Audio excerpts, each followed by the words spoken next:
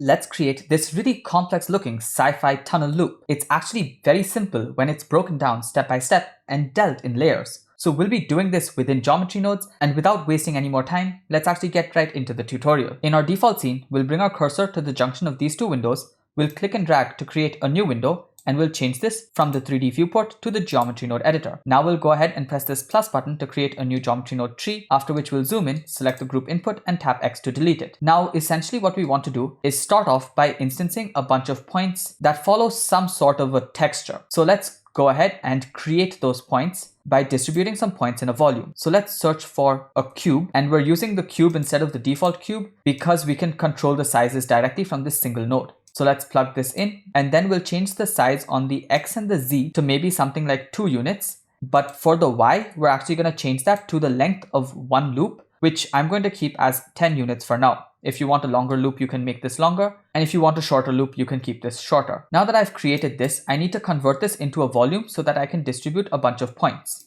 So let's press Shift A and search for a mesh to volume node and plug that in after the cube. And then let's go ahead and search for a distribute points in volume. Now let's plug that in after the mesh to volume, and we can change this density to be something very high. Let's go with the density of 500, and that gives us all of these points present in the entire volume. Now we're going to go ahead and delete a bunch of points so that the points that are remaining follow some texture. Now you can use whatever texture you want, but I'm just going to go with the normal noise texture itself, with a very low scale. Now to actually use this noise texture to delete objects, we're going to have to use a delete geometry node, and we're going to be plugging the color into the selection.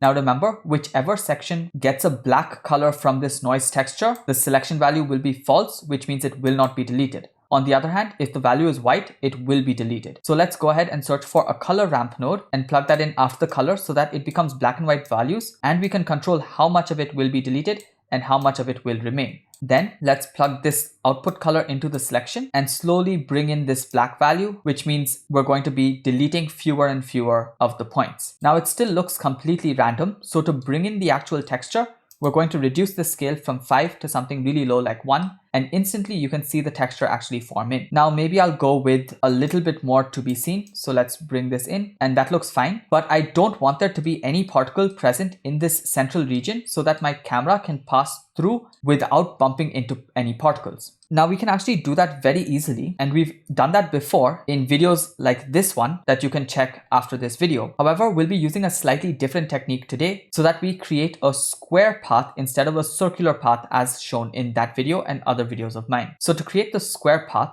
we're actually going to check the X location as well as the Z location of each of these particles and delete them if they are less than a certain value on either of the directions. So the way we can do that is by searching for a position node and then separating out the XYZ components. So let's search for a separate XYZ and now simply plug the position into the input of the separate XYZ. Now we want the X value and we want to check for both positive values as well as negative values. Instead of checking for each of them individually, we can actually just use a math node and set it to absolute so that even the negative values become positive.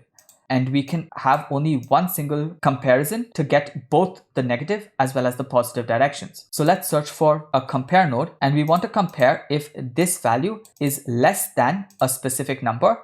Only then should it get deleted. So we can either use another delete geometry node, or we can simply use some Boolean math into this selection itself. So let's go ahead and press Shift A and search for a Boolean math node. And we're going to keep this as an OR gate. So let's change this from AND to OR. Now let's take this result and plug that in over here. And we want to say if it is less than maybe 0.5 units, it should be deleted. Now you can see how everything is deleted on the x-axis when it's less than 0.5.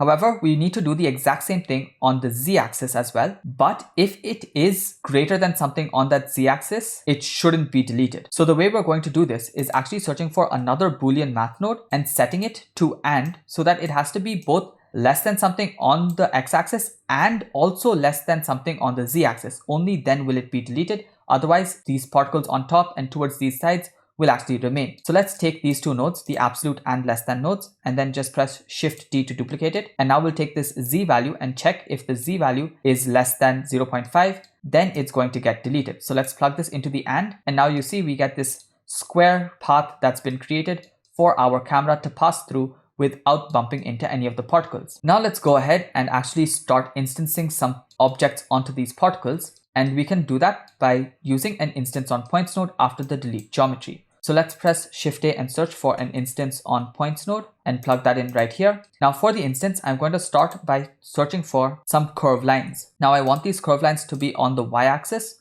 So I'm going to start the curve on a value of minus 0.1 on the y-axis, and the end is not going to be 1 on the z. So I'm going to change that to 0, and I'm going to make this 0.1 on the y.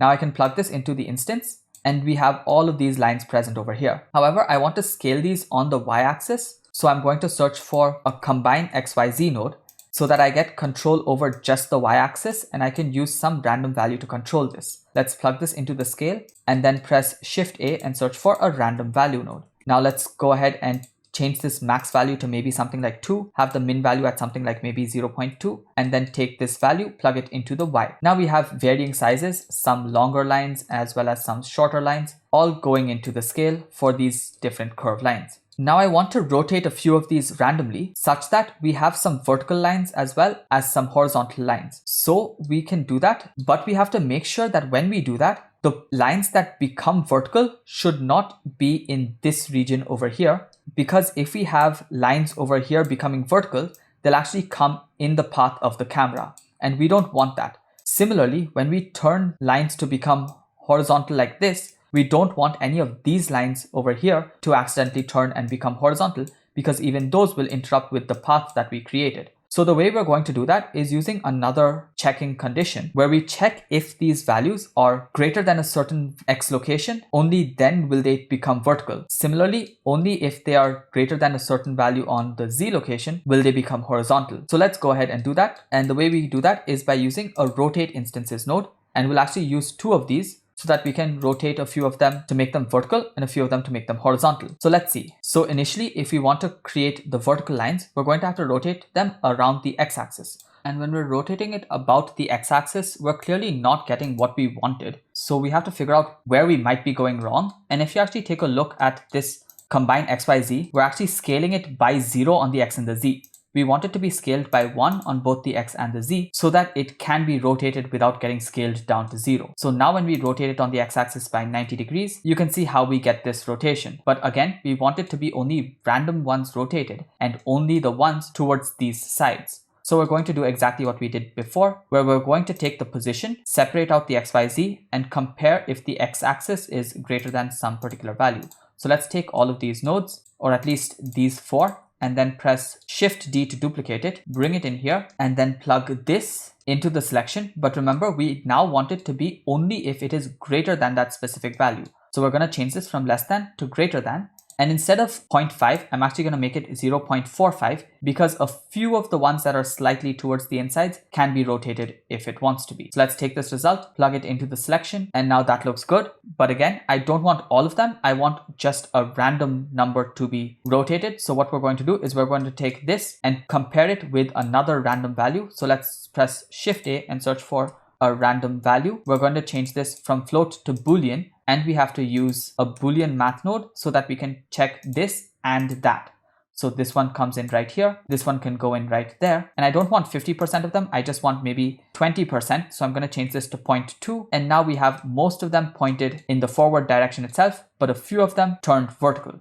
That looks great. We need to do the same thing for horizontal ones as well, which we will be creating on top over here. So let's go ahead and duplicate this rotate instances node, plug that in right there. Now to create the rotation such that it becomes horizontal, we need to rotate it about the y-axis by 90 degrees. So let's change this value to 0, y-axis to 90, and clearly y-axis 90 is not working because in my head I was looking at the vertical ones, but we are actually looking at these ones that are horizontal along the y-axis. To get those to turn and face the x-axis, we're going to have to rotate it about the z-axis and not the y. So let's change this to 0 and make this 90. And now we have all of them facing the correct orientation. Let's go ahead and select just a few of them. So let's duplicate all of these nodes. So let's Shift select all of them and then press Shift D to duplicate them. Now I don't need a new position node. I can just use this position itself. And similarly, I can actually just take the Z location and plug that into the value over here. So let's delete this separate XYZ as well. Now we can go ahead and change the seed on this random value to something random and then plug this Boolean into the selection. So now we have a few of them present horizontal on top and the bottom, and we have a few of them vertical towards the sides, and most of them pointed in the forward direction, which I think looks absolutely amazing. Now let's move on to the next step, which is going to be instancing some spheres on the edges of these newly created curves. So let's go ahead and actually realize the instances, because right now, as long as they're instances, we have only access to the entire instance, but we don't have access to the individual edges. And all of the scaling that was done over here will also affect the scaling of any objects that we instance towards these points. We don't want this scaling to affect the points, and in fact, I'll show you what happens. So let's press Shift A and search for a join geometry so that we can have both these lines as well as the spheres. And then let's press Shift A and search for an instance on points node. Now let's go ahead and take this instance and plug it into the points. And for the new instances, we'll use some icospheres. So let's search for an icosphere. Let's make sure that the radius is kept at something very small. Let's go with 0.005. We'll change the subdivisions to something like 2. And we want to make sure that it's shaded smooth. So let's press Shift A and search for a set shade smooth node and plug this mesh through the geometry and take this into the instance. Now let's take this output and plug it into the joint geometry so that we can actually see these spheres. And now if you take a look at the spheres that have been instanced, they are being stretched based on the scale that these lines were stretched. So this has been stretched up, this is being squished down. I really don't want that, and I want all of them to remain as spheres. So all we do is press Shift A and search for a realize instances node and plug that in right here. And now the scaling is no longer affecting these spheres, and all of them are going to be perfect spherical objects. Now that looks really sci-fi and really cool. I genuinely love this particular look, but if we were to switch off overlays, you won't be able to see any of the lines. So we have to make sure that the lines are visible. So let's go ahead and convert these from curves to actual meshes.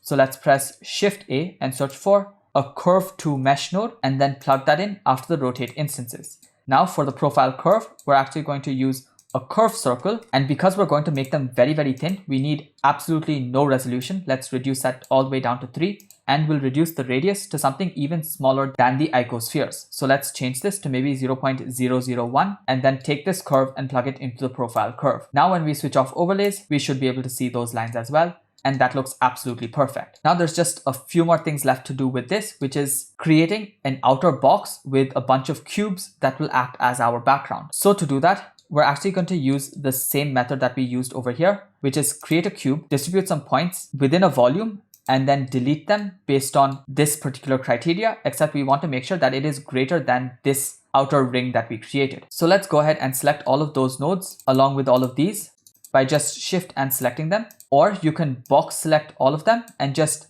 uncheck these by shift and selecting them once again. Then we're going to press Shift D to duplicate it, and then we'll just bring it down over here, and we want to connect it up to this joint geometry. Let's bring this a bit closer and then just reshape all of them. And for these, I want the density to be far lesser. So let's change this density from 500 down to something like 2 or 3. And this initial cube has to be much larger. So let's change this to maybe a value of 8 on the x-axis. And because we don't need too much on the z-axis because we're going to be rendering it out in a horizontal frame, we'll maybe keep this at 5 meters. Now let's take this boolean, plug it into the selection and change these values to become less than maybe something like 2. So that only if they are less than 2 meters, they will be deleted. And that will cover up the entire distance of this particular setup that we created. In fact, we can even go to something like 3 as well, so that there's some space between this object that we created and the cubes that we're about to instance. Now this output is just going to give us some points. Let's start off by placing these points into the joint geometry so that we can actually see them. And you can see this is what it looks like. So clearly we need to extend a few more on the z-axis, or the comparison for the z-axis can be reduced from 3 to maybe a value of 2. And that way we just get a few points on the z-axis as well.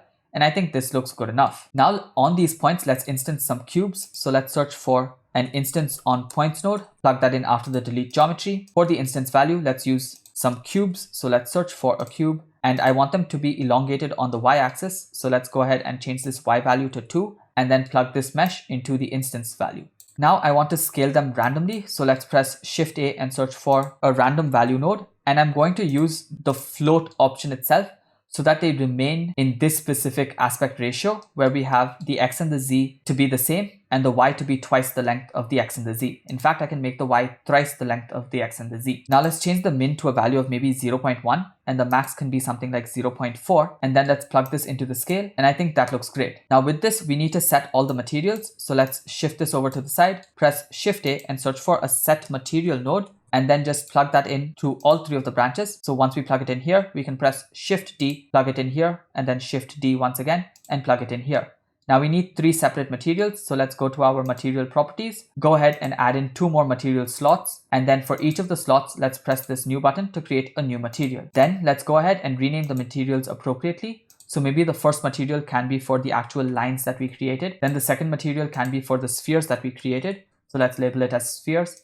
Then the third one can be for the cuboids, so let's name it cuboids. Now over here, remember this was all the spheres, so let's choose spheres over here. This set material is coming from the lines that we created, so let's choose lines over here. And this set material is for all the cuboids, so let's choose cuboids over here. Now let's go ahead and play around with the materials. So let's switch this window to the shader editor, switch the viewport shading to rendered. Let's select the default light and delete it. Let's go to our render properties, switch on bloom as well as screen space reflections. Then let's select this object, go to the material properties and start playing around with these objects. First, we'll select the lines, and to actually see these nodes, we'll tap period on our numpad to centralize them. And then we'll go ahead and select the principal PSDF and tap X to delete it. Now let's press Shift A and search for an emission node, and then plug this emission into the surface. Now let's go ahead and give it some sort of a color. So I like this sort of a bluish color. I think it's more or less sci-fi.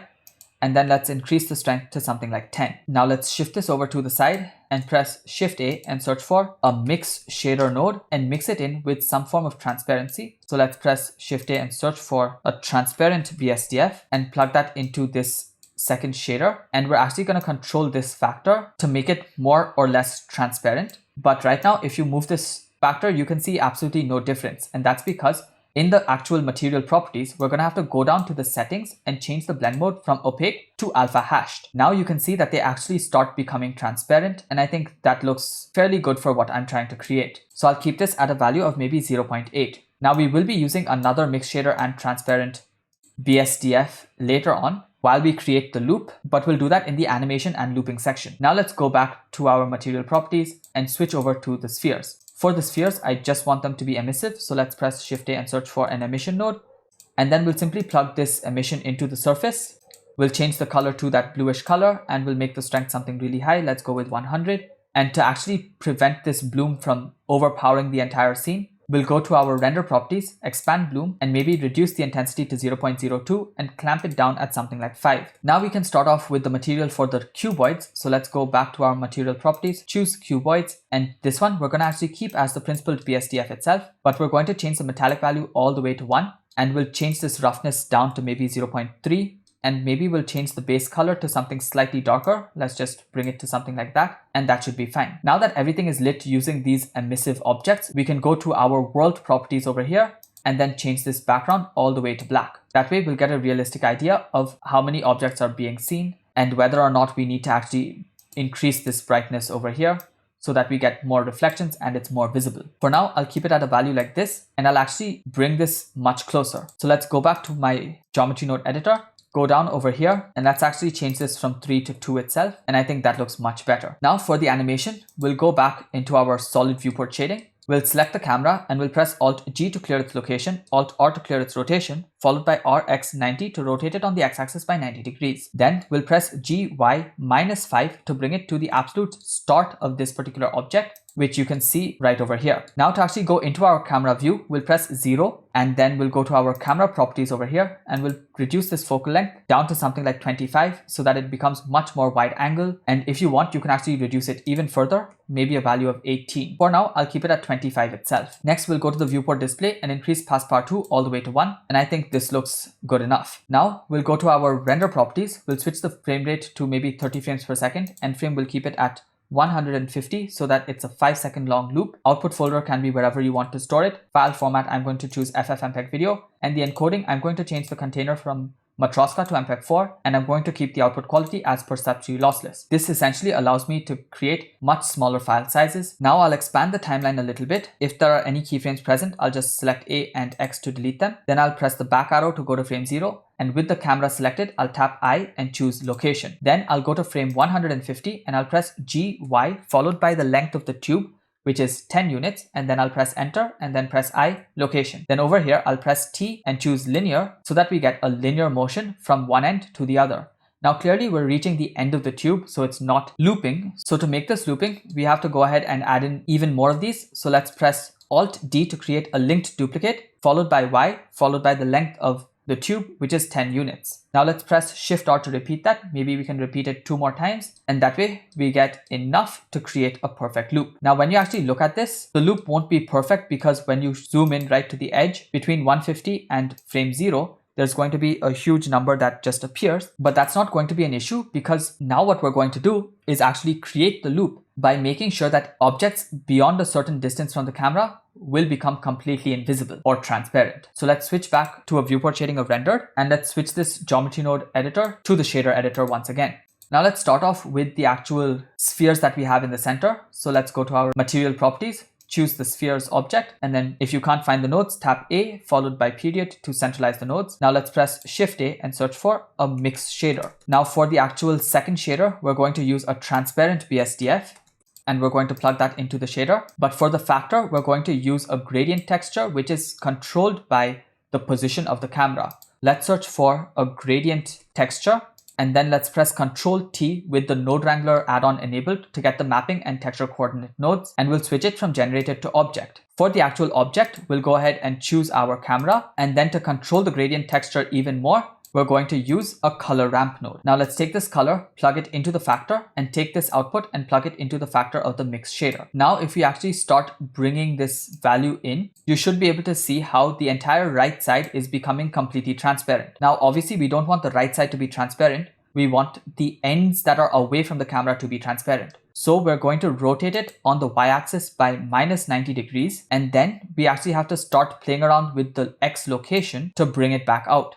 So maybe a value of -10 is bringing it such that we're able to see only till here, and then the rest becomes completely transparent. If you see, we can change this to maybe -15, and even more of these spheres will be present. So let's zoom in even more so that you can see it. Now let's go to a value of maybe -20, and you see a few more appeared. So let's change this back to something like -10, and now all of those disappear and we just have these. So I think that's good enough to actually create the loop, because between frame 150 and frame 0, only that many remain lit and the rest remain off, so it won't be seen. So I think that looks perfectly all right. Let's go ahead and create this exact same setup for the other materials. So on the lines, another mix shader and transparent BSDF can be created. So let's press Shift D to duplicate them, and then just take this output, plug it into the shader, take this, plug it into the surface, and then do the exact same setup for the gradient texture. To speed this up, I'm actually going to switch my viewport shading to solid because I know exactly what values I have to use.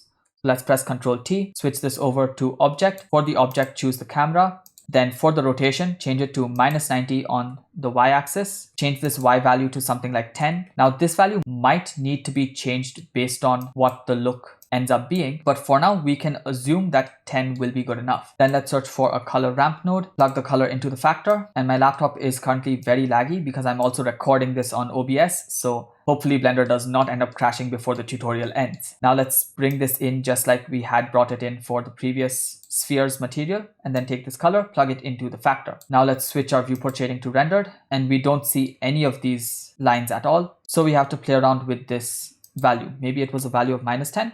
Okay, I accidentally put it on the y-axis. It should be on the x-axis, so let's make this 10, and it should be -10. Let's go with maybe -15 for this one, or actually -10 is good enough. So now we have to set up the exact same thing for the cuboids. So let's go ahead and press Shift A, mix shader. For the second shader, let's go ahead and use a transparent BSDF, plug that in right there, press Shift A, get a gradient texture, Ctrl T, switch this to object, switch this to camera, Shift A, and search for a color ramp node.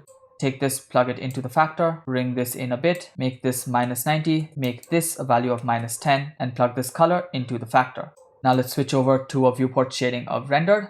and I think that looks absolutely perfect. Make sure that you change the blend modes for all of these to alpha hashed so that we actually get the gradient when it falls off and becomes transparent. The shadow mode, you can also switch to none because we don't want any of these to be casting shadows. So that way, Blender will render out just a tiny bit faster, but when you're rendering an animation, every second counts. So let's change the blend mode for this to alpha hashed as well, shadow mode to none, and even for the lines, we can change the shadow mode to none. And once you have that, you can always zoom in, switch between frame 150 and frame 0, and you shouldn't see any visible difference. If you do see any visible difference, you'll have to go around playing with the values till you get it to have no visible difference. And that's actually all there is to create this particular loop. Once you're happy with the way everything looks, you can go ahead and press render animation. If you watched this far into the video, thank you so much. You wouldn't believe how much the watch time would have helped me. I post videos like this every single day, so definitely check out other videos on my channel because there's definitely something that you will enjoy if you enjoyed this one. I've made many more geometry node